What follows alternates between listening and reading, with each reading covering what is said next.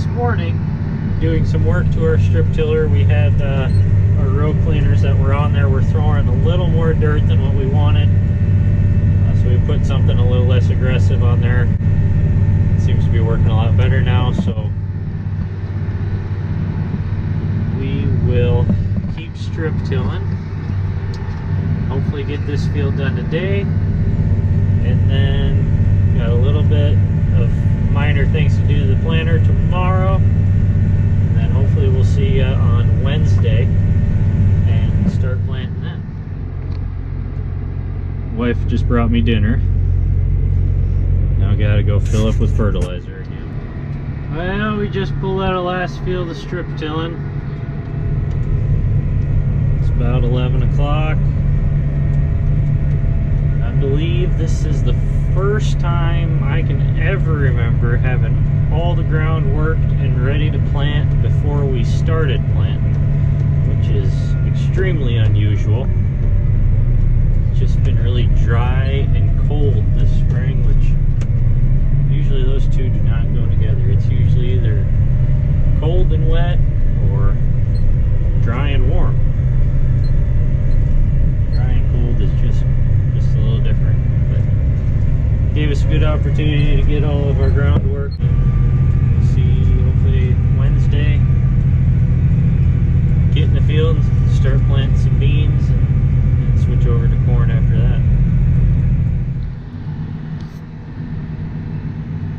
So we had a little extra fertilizer going over this dry ground here, making some strips for the corn. It's going to be a real high yielding area, so putting a little bit extra on. Hopefully that crop uses it all. See what happens. This was early beans last year, and we got rye cover crop planted right behind the combine pretty much. Only 50 pounds an acre, but it came up pretty good. It's getting pretty thick now, so again here with the strip till, hopefully make it a little easier to plant into and give it some added fertility, and hopefully that corn will be really good here this year. We'll see what happens. Gotta try some new things here and there to learn something, I guess. So we'll see what we learn this year. As you can see, we're finally planting. It's almost 7:30 tonight, and we're getting some beans in the ground. Right now we're only going like 4 miles an hour because we're just doing a speed test to see yield versus according to speed, I guess. So we'll do one at 4, we'll do one at 6, and we'll do one at 10 and see if we see a difference. Should be kind of interesting. So anyway, we were fighting the new planter, getting everything set up, which I guess is to be expected. So a little bit of headaches this morning, most of the morning and afternoon, and finally got everything set. Now I think we're running pretty good. This field was really hard, so it's a little bit plotty and marbly. It's also really dry. I don't know if you can tell, but running the row cleaner is fairly aggressive, moving the dirt just to get down into some moisture. But this field kind of got packed pretty good. It just needs to see a ripper or something to break up some of the compaction. But that'll be this fall's project. For now, we're just going to keep planting beans and see what we learn. I don't know if you can see it there, but I have one downforce sensor that wasn't working straight from the factory, so they're supposed to come out and fix that. Should be all under warranty yet. me like what my ground contact is, and then I can adjust my row cleaners in here too. And that's my singulation, and I don't know. I'm more used to run all precision, and I'm used to seeing 99 to 100, but I wonder if these deer sensors might not be a little more sensitive than the precision ones. So we're trying to get her dialed in here. And then down on this display is my prescription.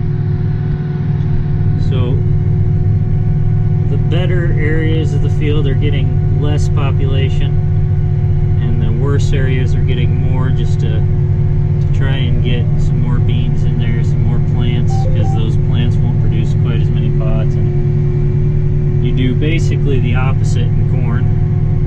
But the reason we want lower population in the better areas is because those are going to grow better, they're going to branch more, and they're going to have more potential for disease. So if we have a little lower population, give them a little more room to breathe, get more wind down in there, and then we should have a little bit less disease. Or I should say a little bit less opportunity for disease. We really haven't had a ton of disease pressure in our beans here the last few years, but of course now that I say that, we'll probably have a bunch this year. Doing her at 10 miles an hour. This is freaking nuts.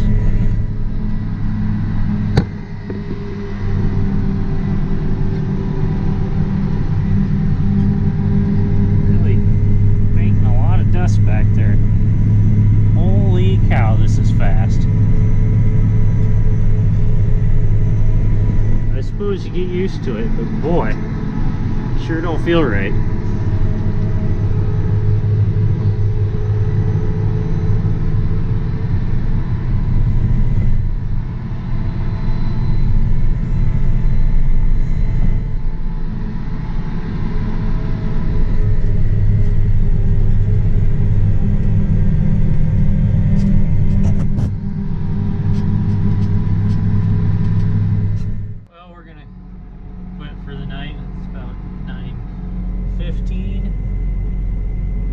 Get a good start tomorrow and see what we can get done. We'll see you in the morning.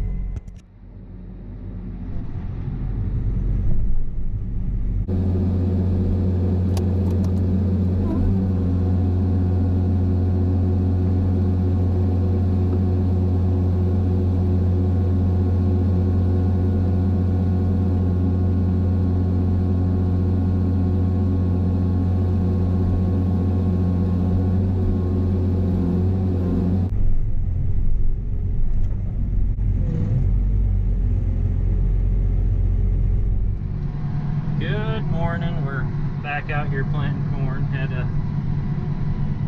an issue with that downforce sensor on that one row. Deer was just out.